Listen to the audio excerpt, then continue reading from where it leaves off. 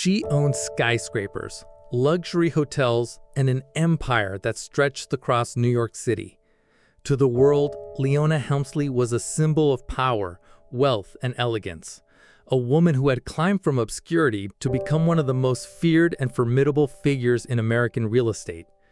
She lived in penthouses and palaces, surrounded by diamonds, servants, and lawyers. But to those who worked for her, she was something else entirely, the Queen of Mean. Leona's reign was defined not only by her vast fortune, but by her ruthless personality. Employees described her as tyrannical, humiliating staff over the smallest mistakes. Contractors dreaded working for her, tenants feared her wrath, and even family members felt the sting of her temper. For years, she wielded money like a weapon, convinced that wealth made her untouchable. But her empire came crashing down in the late 1980s, when federal prosecutors accused her of massive tax evasion. The trial became a media circus, with witnesses recounting her arrogance and cruelty. The most infamous moment came when a former employee quoted her as saying, "We don't pay taxes, only the little people pay taxes." That one sentence destroyed her reputation forever, transforming her from a billionaire hotel queen into the embodiment of greed and elitism. In 1989, Leona Helmsley was convicted on multiple counts of fraud and tax evasion, sentenced to prison, and forced to watch as the empire she had built with her husband, Harry Helmsley, slipped from her control. Though she eventually returned to her luxurious lifestyle, her name would never escape the shadow of scandal. Her story raises questions that remain relevant today. How far can ambition take you before it turns into arrogance? Can vast wealth shield someone from justice? And what does it mean when one woman's empire becomes a symbol of both triumph and disgrace? This is the story of Leona Helmsley, the hotel queen who lived like royalty, ruled like a tyrant, and left behind a legacy as controversial as the fortune she once commanded. Leona Mindy Rosenthal, later known to the world as Leona Helmsley, was born on July 4, 1920, in Marbletown, New York, to a poor Jewish immigrant family. Her father, Morris Rosenthal, was a hat maker who struggled to support his wife and their 4 children during the difficult years between World War I and the Great Depression. From the beginning, Leona's childhood was defined not by comfort or privilege, but by scarcity and longing. The Rosenthal family moved often in search of better opportunities. They eventually settled in Brooklyn, where young Leona attended school. She was intelligent, ambitious, and restless, but also deeply self-conscious about her family's poverty. While her peers enjoyed new clothes or stable homes, Leona often wore hand-me-downs and watched her parents scrape to make ends meet. The sharp contrast between her humble reality and the wealth she saw around her planted the seeds of both ambition and resentment. Leona was determined to escape the limitations of her upbringing. From an early age, she displayed a knack for persuasion and an almost magnetic charisma. Teachers and classmates noted her sharp wit and confidence, though she often used these qualities to mask her insecurities. She dreamed of glamour, wealth, and status, of a life far removed from the cramped apartments of Brooklyn. After high school, Leona briefly attended business school, but quickly realized that traditional paths would not deliver the life she wanted.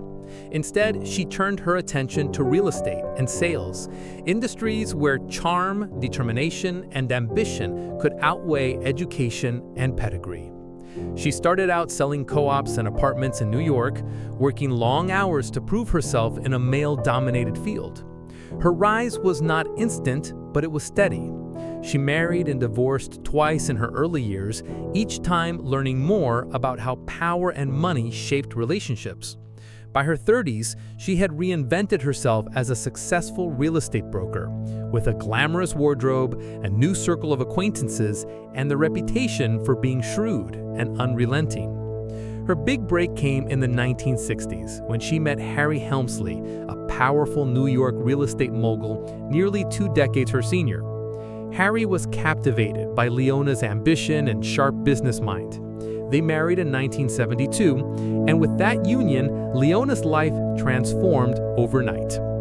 From a girl who grew up in poverty, she became the queen of an empire worth billions, with properties that included the Empire State Building and a sprawling network of hotels. But the seeds of her childhood never left her. The fear of being poor again, the memory of being looked down upon, and the hunger to be respected drove her behavior. She surrounded herself with luxury, diamonds, and opulence, but behind it all was the shadow of the girl who had once been told she wasn't enough. Leona Helmsley's childhood was a story of contrasts, poverty and ambition, insecurity and confidence. It shaped her into a woman who would stop at nothing to rise above her beginnings. Yet, as the world would later see, the very traits that propelled her forward, ambition, ruthlessness, and an obsession with wealth, would also contribute to her downfall. When Leona married real estate mogul Harry Helmsley in 1972, she stepped into a world she had long craved: wealth, power, and influence at the very top of New York society. Harry was already one of the most powerful property owners in the city, controlling a portfolio that included the iconic Empire State Building, multiple skyscrapers, and a vast network of hotels. With their marriage, Leona gained not only access to immense riches, but also a platform to shape an empire in her own image. At first, many saw her as simply Harry's glamorous new wife, but Leona quickly demonstrated that she was more than an accessory. She possessed sharp instincts, a meticulous eye for detail, and an iron will to impose her vision. Soon, she took control of the Helmsley Hotel empire, overseeing renovations, branding, and operations. Leona had an exacting eye for luxury. She believed that every detail mattered, from the marble in the lobbies to the thread count of the linens. Under her leadership, Helmsley Hotels gained the reputation for opulence. Guests entering properties like the Helmsley Palace in Manhattan were met with chandeliers, polished brass, and a level of grandeur that embodied Leona's taste. For the wealthy elite, these hotels became symbols of status. For Leona, they were her stage. Her rise as the hotel queen was fueled by relentless drive. She personally inspected properties, often surprising staff with unannounced visits. If she found a fingerprint on a mirror or a smudge on the floor, employees would face her infamous wrath. Stories circulated of her berating housekeepers, firing staff on the spot, and humiliating subordinates in front of others. To some, she was a perfectionist demanding excellence. To others, she was a tyrant whose cruelty overshadowed her success. Leona was not shy about her philosophy of business. She once declared, "Only the best is good enough," a motto she applied to everything, from the furnishings in her hotels to the jewelry she wore. But her relentless pursuit of perfection created an atmosphere of fear within her empire. Employees began referring to her as the Queen of Mean, a nickname that stuck and soon spread to the tabloids. Despite her harsh reputation, Leona's results were undeniable. Under her stewardship, the Helmsley brand became synonymous with luxury and exclusivity. Revenue soared, and her personal fortune grew. By the 1980s, she was one of the most powerful women in American business, a symbol of female success in an industry long dominated by men. Leona reveled in her newfound stature. She appeared on magazine covers, hosted extravagant parties, and filled her closets with couture gowns and dazzling diamonds. She and Harry became fixtures of New York high society, attending galas and rubbing shoulders with politicians, celebrities, and fellow tycoons. For a girl who had once lived in poverty, it was the ultimate triumph. But success only seemed to sharpen her edges. As her profile grew, so did the stories of her ruthless behavior. Contractors described her as impossible to please, withholding payments and threatening lawsuits at the slightest provocation. Tenants accused her of exploiting them. Employees whispered of tantrums, firings, and impossible demands. The tabloids relished every rumor, portraying Leona as both glamorous and monstrous, a woman who ruled her empire with diamonds in one hand and an iron fist in the other. Still, Leona seemed untouchable. Her empire was vast, her wealth immense, and her influence undeniable. The public might sneer at the nickname Queen of Mean, but she embraced the notoriety. For her, fear was power, and power was the only true protection against a world she still remembered as cruel and unforgiving.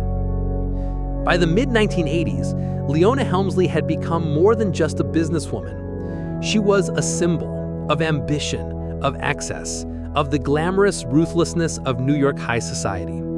She had risen from obscurity to build an empire with her husband, transforming herself into the queen of a glittering world. But as history would soon show, even queens can fall. And for Leona, the very traits that had carried her to the top, ambition, arrogance, and an obsession with control, would also set the stage for her spectacular downfall. For all her success and power, Leona Helmsley's empire was built not only on ambition and vision, but also on fear, arrogance, and exploitation. Her reputation as the Queen of Mean was not a media invention. It was born from countless stories told by employees, contractors, and even family members who had endured her wrath. Inside her hotels, Leona ruled like royalty. Staff whispered her name with dread, knowing that the smallest oversight could lead to humiliation or dismissal. She would inspect rooms with a ruthless eye, searching for dust, fingerprints, or imperfections. When she found them, her temper was legendary. "You don't work for me," she once screamed at an employee. "You work for my guests, and if you can't please them, you're nothing." For many, the glamour of working in a Helmsley property was overshadowed by the terror of crossing Leona. Her cruelty was not confined to the workplace. Contractors accused her of stiffing them, refusing to pay for completed work by inventing excuses or threatening lawsuits. Tenants described her as manipulative and exploitative, using her wealth and legal firepower to get her way. Even in her personal life, she was known for feuds and falling outs, burning bridges with astonishing frequency. The defining scandal of her life, however, came in the late 1980s, when federal investigators began examining the finances of the Helmsley empire. What they uncovered shocked the public.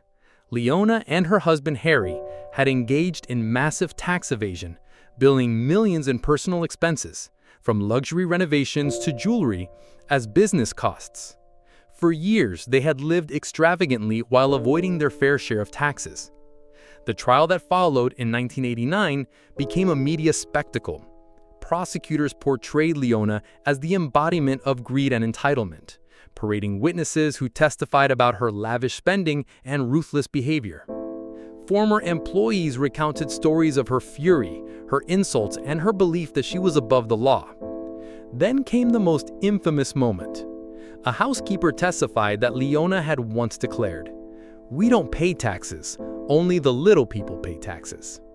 The quote reverberated across America, crystallizing her image as a woman utterly disconnected from ordinary people. Whether she had actually said it or not, the damage was done. Overnight, Leona became the poster child for the arrogance of the super-rich. The press feasted on the story.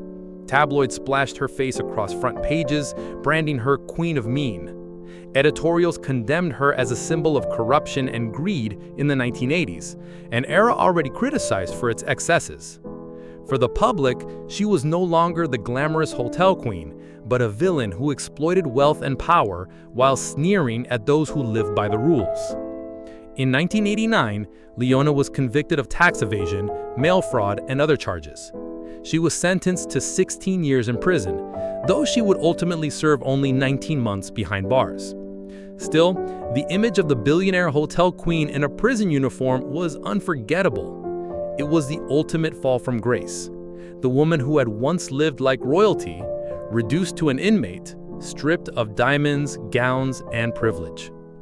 Even after her release, her reputation never recovered.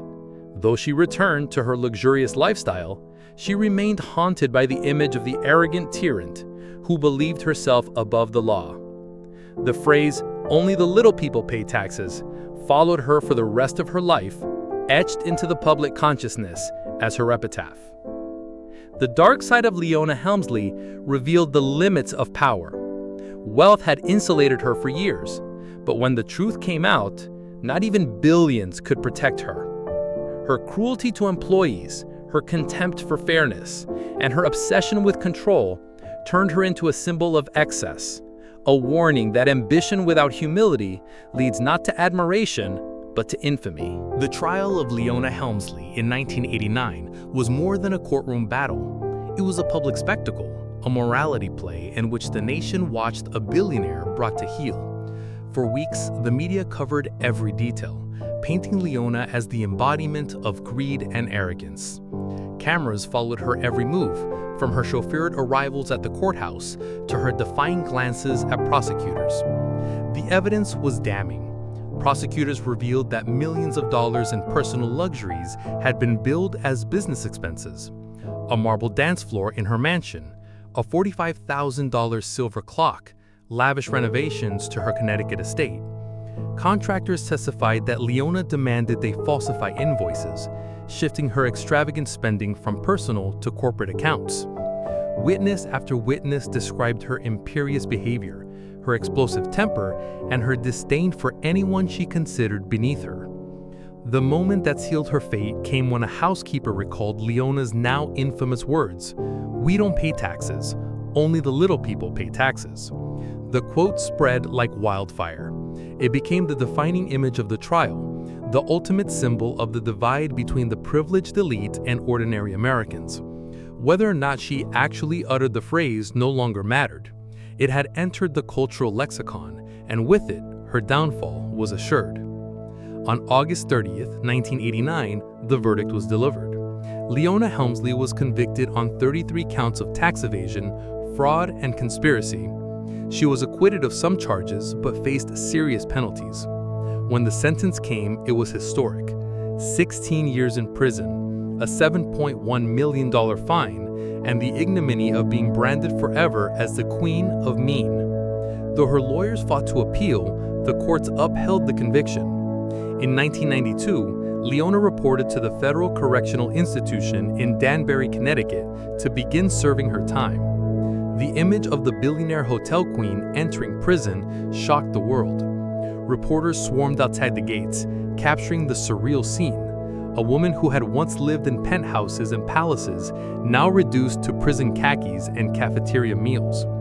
Inside, Leona did not shed her imperious ways. Fellow inmates recalled her as demanding and aloof, unwilling to blend in with prison life. Yet even behind bars, she attracted fascination.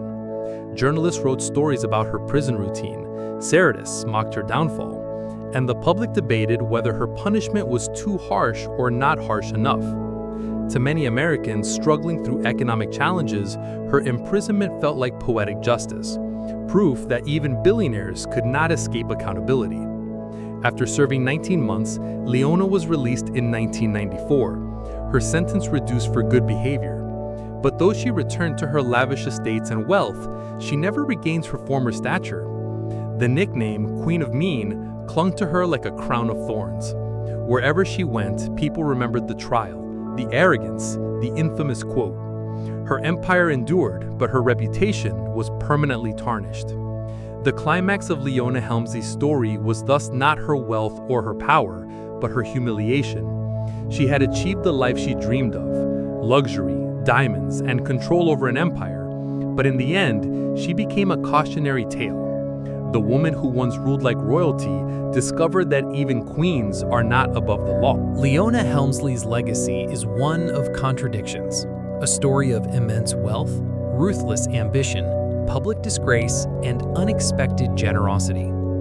Even after her death in 2007 at the age of 87, she remained one of the most polarizing figures in American business and society. To some, she was the embodiment of arrogance and greed. To others, she was a trailblazing businesswoman who, despite her flaws, left behind a philanthropic empire that continues to shape lives.